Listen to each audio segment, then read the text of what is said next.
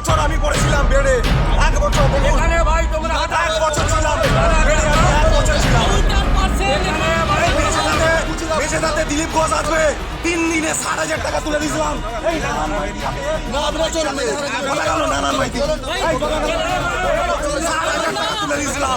এই দিলীপটাকে এত ভালোবাসতাম, হ্যাঁ আজকে দিলীপটা যা করেছে কিছু ভালোবাজি চলবে না। এই মুহূর্তে যে খবরের দিকে আমরা নজর রাখবো, কোলাঘাটে দিলীপ ঘোষকে ঘিরে বিক্ষোভ দলীয় কর্মীদের। স্ত্রীকে নিয়ে দীঘা থেকে ফিরছিলেন দিলীপ ঘোষ। ফেরার পথে কোলাঘাটের বর্দাবাড় এলাকায় বিজেপি কর্মীর বাড়িতে দুপুরের আহার সারেন তিনি। আর সেই সময় বিজেপির একাংশের কর্মীরা দিলীপ ঘোষ এবং তার অনুগামীদের ঘিরে রীতিমতন বিক্ষোভ দেখায়। স্লোগান দেয়, গো ব্যাক দিলীপ। আমরা বলছি ভাই, আমরা এই বিধানসভা কাউকে অ্যালাউ করবো না, একদম নয় দাদা।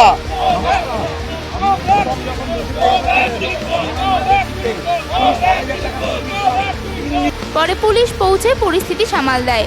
বৃহস্পতিবার দলীয় কর্মী কমলেশ কান্ডারের বাড়িতে দুপুরের আহার গ্রহণ করার কথা ছিল দিলীপ ঘোষ এবং তার স্ত্রী। এই ব্যবস্থা করেছিলেন বিজেপি নেতা নারায়ণ মাইতি। 2019 সালে প্রথম যখন মেছেদাতে আসে, আমি 60,000 টাকা তুলে দিয়েছিলাম এই প্রোগ্রাম হওয়ার জন্য, এই দিলীপদার জন্য। আমরা রক্ত দিয়েছি।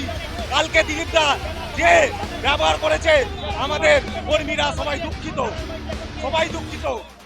আমরা এই দিলীপদার প্রতি আমাদের কাল পর্যন্ত শ্রদ্ধা, ভক্তি, সম্মান সব ছিল, কিন্তু কালকের পর সব ধুয়ে মুছে একাকার হয়ে গেছে, একাকার হয়ে গেছে। আমরা দিলীপ ঘোষকে আমাদের লিডার মানি না। যদি কেন্দ্রও চাপি দেয়, আমরা মানি না। এই দিলীপ ঘোষকে আমাদের লিডার মানি না। দিলীপ ঘোষ ঢোকার মুখেই বিজেপির একাংশ এসে নারায়ণ মাইতি সহ তার অনুগামীদের সরিয়ে দেওয়ার চেষ্টা করে। সেখান থেকে শুরু হয় বচসা। ঠিক সেই সময় পৌঁছে যান সস্ত্রীক দিলীপ ঘোষ। দিলীপ ঘোষকে ঘিরে দলের একাংশ রীতিমতন বিক্ষোভ দেখায় এবং গো ব্যাক স্লোগান দিতে থাকে। রীতিমতো উত্তেজনা সৃষ্টি হয় এলাকায়। খবর পেয়ে ঘটনাস্থলে পৌঁছয় কোলাঘাট থানার পুলিশ।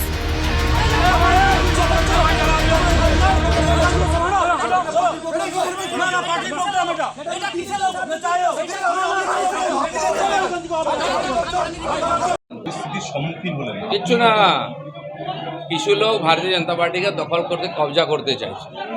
পুরনো কর্মীরা সব বসে গেছে, তারা কষ্টের মধ্যে আছে। এরা যদি যোগ্য হতো, পার্টি হেরে যাচ্ছে কেন? পার্টি প্রত্যেক ইলেকশন হারছে, বাই ইলেকশন থেকে পঞ্চায়েত, মিউনিসিপ্যালিটি, পার্লামেন্ট ইলেকশন হেরে যাচ্ছে কেন? যাদের কোনো ক্রেডিবিলিটি নেই, সমাজে পরিচিতি নেই, তারা পার্টিকে কবজা করতে চাইছে।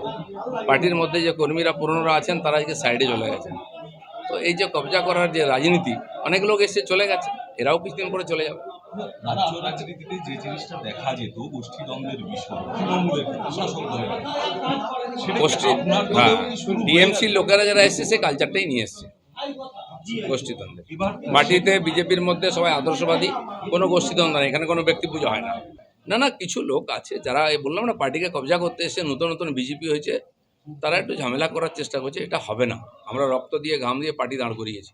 লক্ষ লক্ষ কর্মী বাড়িতে বসে আছে, এরাই কাজ করতে দিচ্ছে না। তারা কিন্তু বিজেপি ছাড়েনি, তারাই বিজেপিকে জেতাবে। সাধারণ মানুষ ওই লোকগুলোকেই বিশ্বাস করে, তারাকে অরিজিনাল বিজেপি করে। হঠাৎ বিজেপি যারা, তারা হঠাৎ এসছে, হঠাৎ যাবে। বিজেপির কিছু যায় আসে না। যুব মোর্চা নয়, ওখানে কিছু ধান্দাবাজ লোক আছে, তাদের আমি চিনি। যুব মোর্চা কিছু নয়, ওরাই দালাল আছে। আজকে পরিষ্কার হয়ে যাচ্ছে, যেহেতু আমি কার্বলিক অ্যাসিড দিয়ে দিচ্ছি গর্তে, না, সব সাপ ও ব্যাং বেরিয়ে পড়েছে। আসল কথাটা বলেছে দিলীপ ঘোষ, আর দিলীপ ঘোষ বলবে, কারণ দিলীপ ঘোষ প্রাণ দিয়ে পার্টি দাঁড় করিয়েছে।